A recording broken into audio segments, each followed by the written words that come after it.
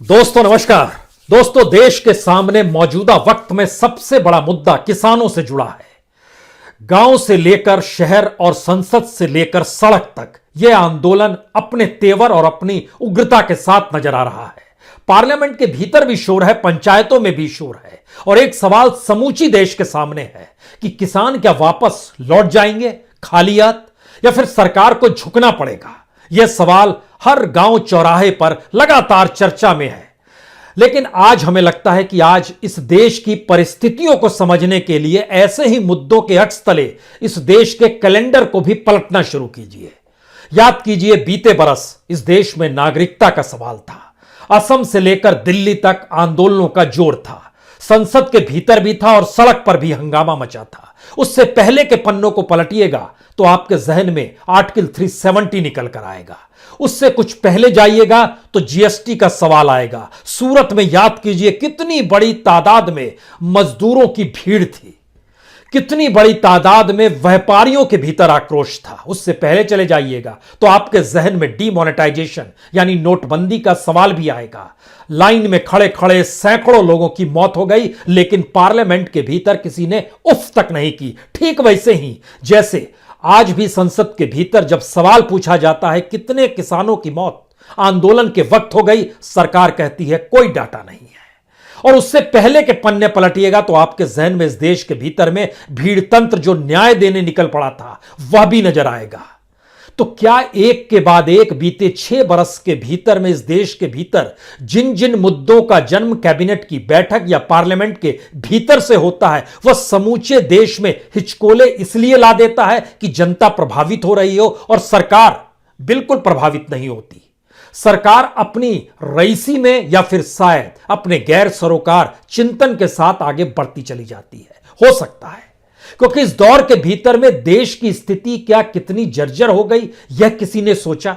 देश के वो तमाम सेक्टर्स जहां पर जिन स्थितियों में इस देश को आगे बढ़ना चाहिए था, कहीं इन मुद्दों के आश्रय उस दिशा से हमने आंखें तो नहीं बंद कर ली। हमें लगता है कि आज सबसे गंभीर मुद्दे पर हम आपसे इसलिए चर्चा करना चाहते हैं क्योंकि यह देश तमाम आंदोलनों को लेकर, तमाम मुद्दों को लेकर, सरकार की गैर लापरवाही को लेकर और जनता के गुस्से और आक्रोश के भीतर में इस देश को अंदर से कितना खोखला बना चुका है। हमें लगता है आज इस पर बात जरूर होनी चाहिए।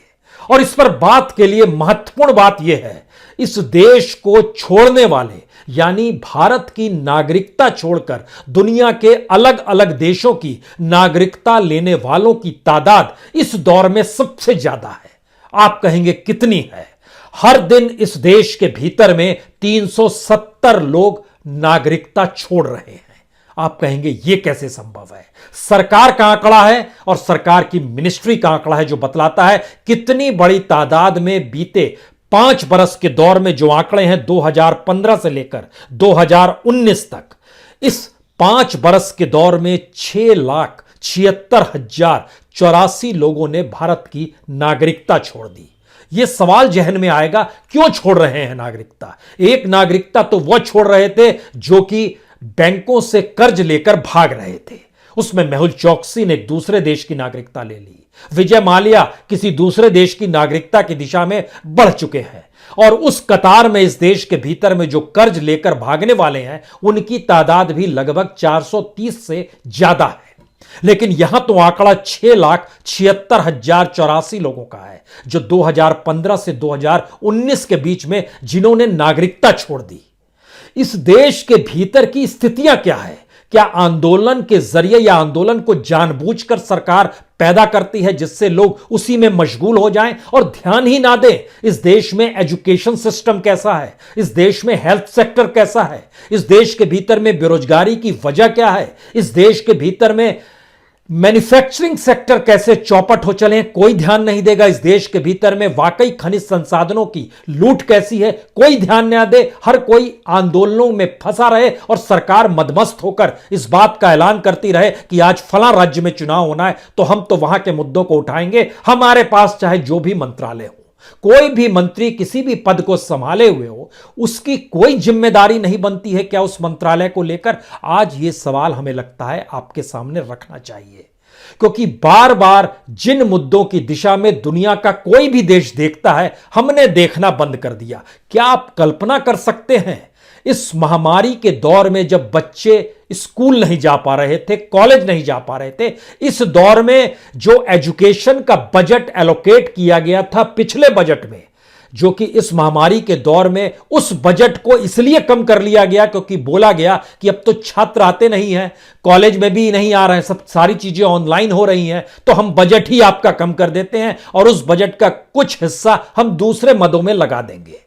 एजुकेशन को लेकर भी यह खिलवाड़ होता है। और इतना ही नहीं, इस देश के भीतर में जितने बच्चे विदेशों में पढ़ने जाते हैं, आपको जानकर हैरत होगी कि इस साल का ही जो उच्च शिक्षा का हायर एजुकेशन का बजट है, तकरीबन उतना पैसा फीस के तौर पर विदेशों में पढ़ने वाले बच्चों को हॉस्टल और फीस का देना पड़ता है। यानी पूरे देश के एजुकेशन के बजट के बराबर जो विदेश में पढ़ने चले जाते हैं। और इस देश के भीतर में एजुकेशन सिस्टम कैसा है, हमें लगता है जिस पर भी बात करें उसके बजट पर भी बात करें, क्योंकि आपको जानकर यह भी हैरत होनी चाहिए, इस देश के भीतर में पिछले साल का पहले बजट बतला देते हैं, तब आप समझ पाएंगे हम आज इन बातों का जिक्र क्यों कर रहे हैं। 99,311 करोड़ रुपए 2020-21 का एजुकेशन का बजट था, जिसमें 59,000 करोड़ रुपया स्कूल के लिए था और 39,000 करोड़ रुपया हायर एजुकेशन के लिए था। लेकिन इस 99 में से घटाकर 85,000 करोड़ एस्टीमेट पे ले आया गया, क्योंकि कहा गया इस दौर में तो बच्चे स्कूल नहीं जा रहे हैं, छात्र जो है कॉलेज नहीं जा रहे हैं, तो बजट को कम कर दीजिए। एक तो भारत का एजुकेशन बजट दुनिया के मानचित्र के देशों में सबसे कम आता है, दूसरी तरफ जो बजट भी एलोकेट किया गया वह भी पिछले बरस कम कर दिया गया, और इस बार जो बजट एजुकेशन के लिए दिया गया वो पिछले साल से भी कम कर दिया गया। ये कैसे संभव है जब सारी चीजें कॉस्टली हो रही है, फीस ज्यादा ली जा रही है, आवाजाही कॉलेज और स्कूल तक जाने की महंगी हो गई है, किताबों के कॉस्ट बढ़ गए हैं, जो एजुकेशन कंप्यूटर पे और गूगल पे और नेट पर होता है उन्होंने कीमतें बढ़ाई हैं, लेकिन हम एजुकेशन का बजट कम कर देंगे। जो एजुकेशन का बजट पिछले साल 99,000 करोड़ का था, इस बार घट के वो 93,000 करोड़ का हो गया, कुल 93,224 करोड़, जिसमें से 54,000 करोड़ स्कूल के लिए है, 38,000 करोड़ हायर एजुकेशन के लिए। बात यहां भी खत्म नहीं होती है। इस देश की सबसे बड़ी त्रासदी जरा समझने की कोशिश कीजिए, इस एजुकेशन के बजट में भारत की भूख भी शामिल है। यानी जो मिड डे मील दिया जाता है, जिसमें इस देश के बच्चे गांव खेड़े में जो स्कूल जाते हैं वो मिड डे मील की वजह से जाते हैं, और मिड डे मील का बजट जो होता है वो तकरीबन 10,000 करोड़ का होता है। लेकिन आईआईटी का बजट जो है वह भी लगभग 6-6.5 हजार करोड़ से ज्यादा का नहीं है। जो सेंट्रल यूनिवर्सिटीज जो समूचे देश में 50 से ज्यादा सेंट्रल यूनिवर्सिटीज है, उसका बजट भी 7,500 करोड़ भी नहीं है। भूख का बजट 10,000 करोड़ है। हम इसी में फंसे हुए हैं। तो इस देश के भीतर में कौन कैसे किन परिस्थितियों में रह रहा है, और इस देश के भीतर में तादाद कितनी तेजी से बढ़ी है इस दौर में।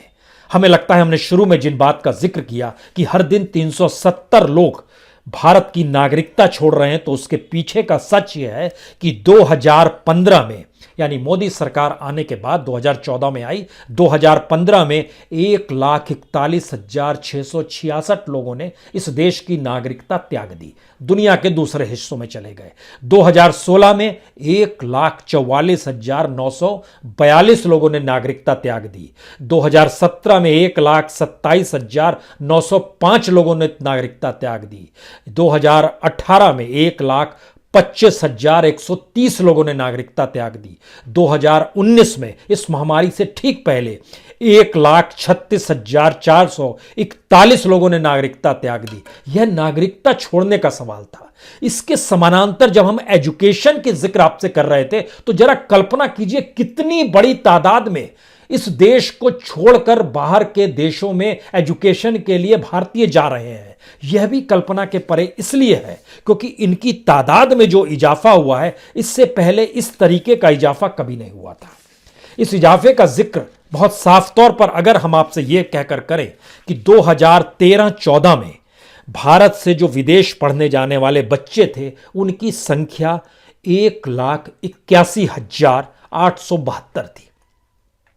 2013-14 का जिक्र इसलिए कर रहे हैं क्योंकि उसके बाद इस देश में सत्ता का परिवर्तन हुआ, हमारी पूरी इकोनॉमी को नए तरीके से डिफाइन करने की कोशिश की गई। प्लानिंग कमीशन की जगह नीति आयोग को ले आया गया और नीति आयोग किसी कंपनी के सीईओ की तरह काम करने लगा और सरकार के लिए अनुकूल परिस्थिति उसने पैदा कर दी। ठीक उसी तरीके से जैसे रिजर्व बैंक काम कर रहा है, जैसे सीबीआई काम कर रही है, जैसे ईडी काम कर रहा है, जैसे इलेक्शन कमीशन काम कर रहा है। और शायद ठीक ना लगे लेकिन इस बात की चर्चा बार बार होती है कि सुप्रीम कोर्ट के फैसले भी सरकार के अनुकूल ही क्यों रहते हैं, यह भी एक सवाल है। बहरहाल 2013-14 में 1,81,872 बच्चे बाहर पढ़ने गए। अब आप कल्पना कीजिए महामारी से ठीक पहले 2019 का आंकड़ा क्या हो सकता है, कल्पना के परे है। 7,53,000 बच्चे बाहर पढ़ने गए। और यह भी जानिए कि महामारी के दौर में जब समूची दुनिया में अलग अलग देशों में रहने वाले लोग बाहर नहीं जा पा रहे थे, भारत के बच्चों ने उस वक्त भी एजुकेशन के लिए बाहर अपना एडमिशन कराया कि ऑनलाइन ही पढ़ेंगे लेकिन विदेशी यूनिवर्सिटी से पढ़ेंगे, क्योंकि यहां पर तो ऑनलाइन की इंफ्रास्ट्रक्चर तक नहीं है। और यह इंफ्रास्ट्रक्चर नहीं है इसके लिए बहुत दूर जाने की जरूरत नहीं है। दिल्ली यूनिवर्सिटी आंखों के सामने है, जो सेंट्रल यूनिवर्सिटी है, देश के प्रीमियर इंस्टीट्यूशन के तौर पर है।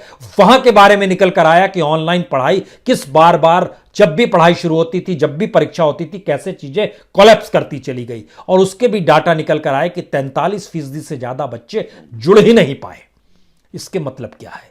इसका मतलब है कि हम लोग इस देश में आने वाली पीढ़ी को कैसे बना रहे हैं, यह एक समझ में आता है। दूसरा, हम लगातार अपने पैसे को भी दुनिया के अलग अलग देशों को दे रहे हैं। जो आत्मनिर्भरता का नारा है उसके पीछे का सच यह है कि जब हम एजुकेशन बजट का आपसे जिक्र कर रहे थे और हमने आपसे कहा कि इस एजुकेशन बजट में हायर एजुकेशन के लिए जितनी भी पैसे की व्यवस्था की गई 38,350 करोड़ की हायर एजुकेशन बजट में, इसमें बजट का जो है हिस्सा वो वेतन के तौर पर भी प्रोफेसरों को जाता है, पेंशन भी जाता है, इमारतों की जो खर्च होते हैं वो भी इसमें जोड़ा गया है, सारी चीजें जोड़ी गई है। इतना पैसा इस देश के भीतर से दुनिया के अलग अलग देशों में एजुकेशन के तौर पर फीस, ट्यूशन फीस और रहने की दिशा में जो बच्चे खर्च करते हैं वह हो जाता है। उनकी तादाद कितनी है? उनकी तादाद पिछले 2019 तक की 7,53,000 लगभग है। अब आप कल्पना कीजिए कि इस देश के भीतर में लगभग 3 करोड़ बच्चे अगर हायर एजुकेशन हासिल कर रहे हैं, उनके लिए जो आप बजट दे रहे हैं वह उनके लिए एक अनाज के दाने से भी कम है। इसका मतलब है कि आपकी जो पूरी इकोनॉमी का खांचा है वह चरमराया हुआ है। और इसका दूसरा सच भी जरा समझने की कोशिश कीजिए। भारत का अगर एजुकेशन अच्छा होता, उससे पहले हम बता दें कि दुनिया के अलग अलग हिस्सों में किस तादाद में लोग जाते हैं। मसलन ऑस्ट्रेलिया 2013-14 में बच्चे गए थे 34,000, 2018-19 में बढ़ते बढ़ते यह 1,23,000 हो गया। कनाडा में बच्चे जाते थे 2013-14 में तकरीबन 11,000, जो आज की तारीख में बढ़ते बढ़ते 1,72,000 हो गया। इतना ही नहीं, जिस चाइना को लेकर आप हंगामा किए हुए हैं, उस चाइना के भीतर भी मेडिसिन की पढ़ाई करने के लिए 21,000 बच्चों ने वहां पर अपना रजिस्ट्रेशन कराया। कुल 23,000 बच्चे चाइना भी पढ़ने चले गए। और जो अमेरिका, ब्रिटेन, बाकी जगहों का सवाल है, वो डाटा तो और ज्यादा जबरदस्त तरीके से आपकी आंखों के सामने रेंगेगा तो आप कहेंगे अच्छा इतनी बड़ी तादाद में लोग चले गए। मसलन यूनाइटेड नेशंस यानी अमेरिका में यूएसए के भीतर में तकरीबन 2.5 लाख बच्चे पढ़ने के लिए गए, जो कि 13-14 में अगर आप ध्यान देंगे तो उस समय लगभग 80,000 बच्चे जा रहे थे। इतनी बड़ी संख्या में इस दौर में बच्चे जाने लगे, यानी देश का रईस हो गया जो बाहर के पैसा देने को तैयार है। इसका दूसरा सच यह है कि इस देश के भीतर के जो प्राइवेट इंस्टीट्यूशंस हैं, जो हम लोग बार बार न्यू एजुकेशन पॉलिसी में प्राइवेटाइजेशन पर जोर है, उस प्राइवेटाइजेशन के जरिए कमाई पर जोर है, एजुकेशन की क्वालिटी पर जोर नहीं है। यह मान लिया गया कि प्राइवेट आएंगे तो वो क्वालिटी लेकर आएंगे, यह मान लिया गया, लेकिन उसके जरिए फीस बढ़ जाती है और फीस की रकम इंटरनेशनल यूनिवर्सिटीज के लगभग पैरेलल की है। तो बच्चा यहां क्यों पढ़ेगा? बच्चा बाहर ही चला जाएगा। आपने क्वालिटी ठीक नहीं की, प्राइवेट हाथों में चीजों को दे दिया, और यह पूरा का पूरा डाटा बताता है। हम आपको बताएं, ऑस्ट्रेलिया में 13-14 में अगर 34,000 बच्चे जा रहे थे और आज की तारीख में यह बढ़कर 1,23,000 हो गया है, तो वहां की यूनिवर्सिटीज की रैंकिंग देखिए और भारत की यूनिवर्सिटीज की रैंकिंग देखिए। और भारत के आईआईटी जैसी और सेंट्रल यूनिवर्सिटी का जो बजट है, यह दुनिया के किसी भी यूनिवर्सिटी के इक्वल का बजट है। बड़ी यूनिवर्सिटीज का बजट जो होता है वो 10,000 करोड़ से ज्यादा का होता है, लेकिन हमारे यहां सारी आईआईटी का बजट भी 6,500 करोड़ से आगे बढ़ नहीं पाता है। सारी सेंट्रल यूनिवर्सिटीज का बजट 7,500 करोड़ को छू नहीं पाता है। इस परिस्थिति में, इस देश के पूरे एजुकेशन सिस्टम में, हम जब इस बात का जिक्र कर रहे थे कि इस किसान आंदोलन के भीतर में जो युवा आया है, उसकी ऊर्जा का इस्तेमाल कहां होगा और कौन करेगा, उस दिशा में किसी का कोई विजन नहीं है। किसान क्या करे? अगर पैसा कमाता है, उसका बच्चा मान लीजिए कनाडा चला गया, ब्रिटेन चला गया, अमेरिका चला गया, तो वो क्यों नहीं जाएगा और क्या करेगा? किन स्थितियों में एजुकेशन हासिल करेगा? क्योंकि एजुकेशन पर तो आपने महामारी के दौर में पुराना बजट तक कम कर दिया। हमें लगता है ये इसलिए आवश्यक है इन बातों को समझना, क्योंकि दो ही चीजें मैटर करती हैं किसी भी आने वाली पीढ़ी के लिए, एक एजुकेशन और उस देश के भीतर में रहने वाले लोगों के लिए हेल्थ सेक्टर। इस देश में पार्लियामेंट के भीतर बजट रखते हुए अपने ही देश के नागरिकों से अब गिमिक करने लगे डाटा और आंकड़ों को लेकर। कहा गया 137% बजट बढ़ गया हेल्थ सेक्टर का, लेकिन उसके भीतर का सच यह है कि जो पेयजल और स्वच्छता है, जो वाटर और जो स्वच्छता मिशन था, इन दोनों को उसमें मर्ज कर दिया गया। और इन जनरल सिचुएशन क्या है, इन जनरल स्थिति यह है कि पिछली बार का बजट जो था, आपको पहली नजर में जो स्वास्थ्य और परिवार कल्याण का बजट था वो 65,000 करोड़ का था। इस बार वह 71,000 करोड़ का है। कितना बढ़ा ये आपकी आंखों के सामने है। लेकिन जब आप पूरे संघीय स्वास्थ्य बजट को देखना शुरू करेंगे तो पिछले साल की तुलना में यह -10% है स्वास्थ्य एवं परिवार कल्याण में। स्वास्थ्य के ऊपर जो रिसर्च होता है उसमें आपने -34% बजट कम कर दिया। परिवार कल्याण योजनाएं थी -22%, यानी कम हो गया है। राष्ट्रीय स्वास्थ्य बीमा योजना जो थी उसमें तो -97% की कमी आई है। और जो आयुष्मान भारत की जो योजना, जो प्रधानमंत्री ने ऐलान किया था, जो पॉलिटिकल तौर पे एक डिसीजन लिया गया और ऐलान किया गया, उसका बजट 106 यानी 106% ज्यादा हो गया। और यह बजट कैसे बढ़ा है? हमको लगता है आयुष्मान भारत का बजट जिस तेजी से बढ़ा है, अगर उस तेजी से स्वास्थ्य एवं परिवार कल्याण का बजट बढ़ता तो शायद देश में हम कह सकते थे कि हेल्थ की दृष्टि में आपका ध्यान है। जरा समझने की कोशिश कीजिए। आयुष्मान भारत 2018-19 में यह बजट था 1,998 करोड़। अगले साल बढ़ा यह 3,200 करोड़। उसके अगले साल बढ़ा, कमोवेश उतना ही रहा, और इस बार में 6,400 करोड़ हो गया। यह स्थिति है। यानी हमारी जो पॉलिटिकल योजनाएं हैं उसमें हम आगे बढ़ाएंगे। राष्ट्रीय स्वास्थ्य अभियान में 4% का इजाफा किया गया है। यानी हर कोई जानता है कि इस देश में इलाज के लिए बिस्तर उपलब्ध नहीं है, और दुनिया में अस्पतालों में जो बिस्तर उपलब्ध होता है, दुनिया की 167 देशों में भारत का नंबर नीचे से 9वां होता है। 9th नंबर पे नीचे से है। 167 में भारत का नंबर जो है वो लगभग 155-158 के बीच में रेंगता रहता है। यह स्थिति इस देश के हेल्थ सिस्टम की है। हेल्थ के लिए जितनी बड़ी तादाद में लोग इलाज के लिए बाहर चले जा रहे हैं, उसका भी एक अपना बजट है, और यह बजट और जो खर्च होता है वो भारत के हेल्थ मिनिस्ट्री के बजट पर भारी पड़ जाता है। इसका मतलब है कि देश कैसे चलाया जाए, इकोनॉमी को चलाते वक्त अलग अलग तरीके से इस देश को लेकर विजन क्या है। विजन आपका यह है कि सरकार पे जो खर्च होता है वह भी पिछले बजट की तुलना में बढ़ गया। 6 लाख करोड़ की मांग पार्लियामेंट में की गई कि यह पिछली बार जो बजट में पैसा हम लोगों ने एलोकेट किया था उससे ज्यादा खर्चा हो गया, तो वह उसकी मद में दिया जाए। यह स्थिति इस देश के भीतर की है। यहीं पर यह सवाल है कि क्या वाकई इस देश में अगर किसानी को लेकर किसान आंदोलन करते हुए अगर यह सोच रहा है कि एमएसपी कानून बन जाएगा, और एमएसपी को कानून बनाने में दिक्कत क्या है, तो पहले समझ लीजिए कि दिक्कत यह है कि सरकार की इकोनॉमी सर के बल खड़ी हो जाएगी।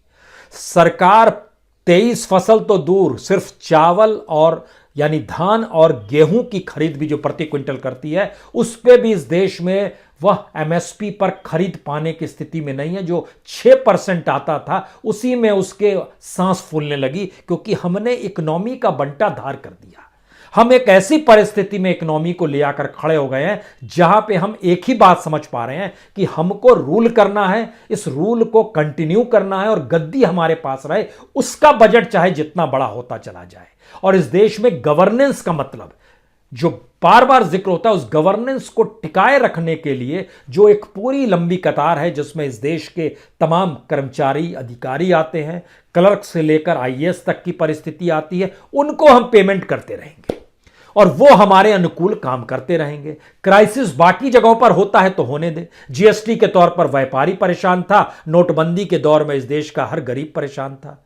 इस देश के भीतर में किसान आंदोलन शुरू हुआ तो किसानों के सामने मुश्किल आ गई। बेरोजगारी की परिस्थिति आई तो जो डिग्री लेकर बैठा हुआ था कहीं रोजगार मिल जाएगा वो परेशान हो गया। जो इंडस्ट्री चला रहे थे उनको पता चला कि मार्केट में उनका कोई माल खरीदने की परिस्थिति में नहीं आ रहा है तो उनका प्रोडक्शन रुक गया। उनके यहां लगातार व्हाइट कॉलर्स को भी नौकरी से निकाला जाने लगा।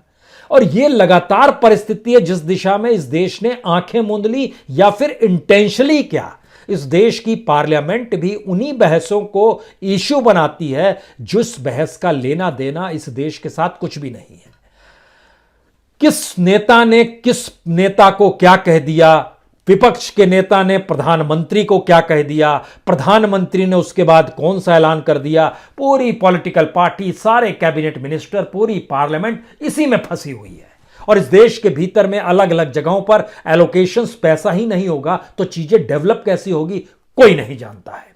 और वजह बहुत साफ है, अगर आप इस देश के एजुकेशन को धीरे धीरे स्तर घटाते हुए एक ऐसी परिस्थिति में ले आएंगे, सिर्फ वो स्कूल पढ़ाई के लिए जा रहा है या पढ़ाई का नाम लेते हुए वैसे ही जा रहा है जैसे मिड डे मील के लिए वो जाता है बच्चा, और उसके बाद उसका डाटा निकल कर आता है कि जब वो 8वीं तक पहुंच जाता है तब तक तो स्कूल जाता है कि मिड डे मील मिल रहा है। जिस बार 8वीं के ऊपर जाता है तो उसके पास पैसा नहीं होता और झटके में वो 8वीं तक की एजुकेशन जो भी उसने हासिल की हो उसके बाद वो मजदूर में तब्दील हो जाता है। और एक झटके में हमारे यहां का जो पहली से लेकर 8वीं तक का रेशियो रहता है वो 9वीं के बाद में 50% पर आ जाता है, और ये 50% धीरे धीरे 30% पर आ जाता है जब 12वीं तक पहुंचते हैं। 12वीं के बाद एजुकेशन और चौपट हो जाता है इस देश के भीतर में, और अब तो इतनी बड़ी तादाद में अगर जा रहे हैं। एक सर्वे आया, ये भी बड़ा इंटरेस्टिंग सर्वे इसलिए है, इस देश में जिन लोगों से पूछा गया उसमें 91% लोगों ने कहा, उन छात्रों ने कहा हम तो बाहर पढ़ाई करना चाहते हैं क्योंकि यहां पर लो लेवल एजुकेशन है। एक दूसरा, इस एजुकेशन के बाद कोई जॉब नहीं है। तीसरा, दुनिया के अलग अलग देशों में जो जॉब मिल रही है अब वो पोस्ट स्टडी वर्क वीजा मिल जाता है, वहां कुछ काम तो कर लेंगे। और जब हमको लगा कि भारत के एजुकेशन को लेकर दुनिया के अलग अलग देशों से भारत में भी तो लोग पढ़ने आते होंगे, उसका जब डाटा निकाला गया तो आपको जानकर हैरत होगी, भारत के इर्द गिर्द जो भी देश हैं या जो कि आर्थिक और एजुकेशन के क्षेत्र में पिछड़े हुए हैं उन्हीं के बच्चे भारत में आते हैं, और इनकी कुल तादाद लगभग 40-45 हजार है। इसमें से सबसे ज्यादा बच्चे नेपाल से आते हैं, 12,748 बच्चे, अफगानिस्तान से आते हैं 4,647 बच्चे, बांग्लादेश से आते हैं 2000 के, Bangladesh, Sudan, Bhutan, Nigeria, Yemen, Sri Lanka, Iran. अब आप कल्पना कीजिए किन किन देशों का हमने नाम लिया, यहां के बच्चे भारत में जरूर आते हैं। यानी दुनिया में आपका एजुकेशन, अगर आप इस दिशा देखना चाहते हैं कि विश्व गुरु के तौर पर दुनिया को तय कर सके, तो आपका एजुकेशन सिस्टम इतना बेहतर तो होना चाहिए कि विकसित देशों से लोग भी यहां पर आए। लेकिन सिर्फ ऐसे बच्चे यहां पर आते हैं जो कि एक्सचेंज प्रोग्राम के तरह जरूर आते हैं, क्योंकि भारत से कुछ बच्चे विकसित देशों में गए, विकसित देशों से कुछ, विकसित देश का मतलब अमेरिका हुआ, ऑस्ट्रेलिया हुआ, ब्रिटेन हुआ, यूरोप के देश हुए, इन तमाम जगहों से एक्सचेंज में बच्चों की आवाजाही होती है। वह भारत के कल्चर को समझना चाहते हैं, यहां के उस मार्केट इकोनॉमी को समझना चाहते हैं, लेकिन वो फिर अपने देश में लौटकर बताते हैं कि भारत की यह सिचुएशन है, यहां की मार्केट इकोनॉमी का मतलब यह है। यानी हमने अपने आप को एक ऐसे वाकई बाजार में तब्दील कर दिया है जिस बाजार की में हमारी क्या कीमत है यह हमें ही नहीं पता है। यह इस सरकार की सबसे बड़ी त्रासदी है, जिन बातों का जिक्र लगातार हर क्षेत्र में आंदोलनों में देश को झोंक कर बार बार बताया गया, कभी कोई क्रिएटिव काम पार्लियामेंट के भीतर में नहीं हो पाता है। अगर आप बहस भी देखिएगा जो किसानों पर ही बहस हुई, अगर उसमें भी देखिएगा तो इस इकोनॉमी का जिक्र कोई नहीं कर पाया कि हमारी इकोनॉमी इतनी जर्जर हो गई इस दौर में कि इनके पास तो पैसा ही नहीं है, तो ये कहां से एमएसपी को कानून बना देंगे। ये पैसा दे पाने की स्थिति में नहीं है। 15 लाख करोड़ का बोझ उठा पाने की स्थिति में क्या सरकार है? नहीं है। जब इसके अपने ही बजट में अपना ही खर्चा बढ़ जाता है और 6 लाख करोड़ की मांग ये पार्लियामेंट के भीतर करती है, तो कल्पना कीजिए क्या परिस्थिति है। इसके मतलब क्या हो सकते हैं? क्या जानबूझकर इस देश को अलग अलग इशू में उलझाया जाता है? क्या इस देश के भीतर में इलेक्शन को लेकर गवर्नमेंट के तमाम कैबिनेट मिनिस्टर्स जो नजर आते हैं चुनाव प्रचार करते हुए, कोई भी मंत्री संतरी, क्योंकि जब प्रधानमंत्री ही इन्वॉल्व हो जाते हैं चुनाव में तो बाकी मंत्रियों की क्या बिसात, उन्हें तो लाउड स्पीकर पर वहां बोलना है। तो देश चले कैसे और चलाएं कैसे? और इस आंदोलन को लेकर जो एक सवाल है कि पहले किसान झुकेगा या पहले सरकार झुकेगी, इस देश की परिस्थितियां बताती है कि इस आंदोलन की व्यापकता धीरे धीरे वाकई भारतीय राजनीति की दिशा भी बदल सकती है, क्योंकि इस देश के भीतर की परेशानी कमोवेश हर के सामने है, हर के सामने मुश्किल है। यह स्थिति इस देश के भीतर का अनूठा सच है। और आखिरी सच, दुनिया में भारत के सबसे ज्यादा लोग अलग अलग देशों में रहते हैं। एनआरआईज की तादाद, भारतीय एनआरआई की तादाद दुनिया भर में तकरीबन 1 करोड़ 35 लाख है।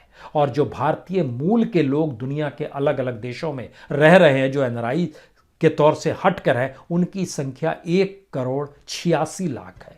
यानी लगभग 3.25 करोड़ लोग दुनिया के अलग अलग हिस्सों में भारतीय मूल के और एनआरआई के तौर पर रह रहे हैं। दुनिया के बहुत सारे देशों की जनसंख्या इतनी नहीं होगी।